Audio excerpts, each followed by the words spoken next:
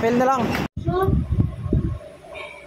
Isang piraso man sa isang ano na yung intake 695. Yung exo 695. Motor ko na? Hindi lang. Sa mga gusto magpagawa ng mga roser, lahat ng klaseng roser dito lang kasi madali nang gawin roser. Final, binili natin na 150, nasira na makina. Asa mo na? Wala na yan. Lagay ko lang doon. Okay, pa-start natin.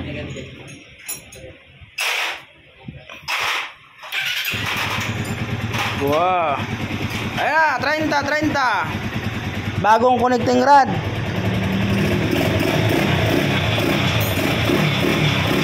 So ito na yung yung update nitong NS150. General overhaul yan, pinalitan ng brand new connecting rod. Ayos na. Condition na yan, oh. One click lang yan, oh. Linisan to kayo, may mga dumi. On, pindot. Oh. So gana po start. Bagong lagay ng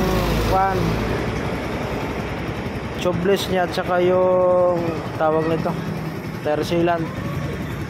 Oh, gwapo.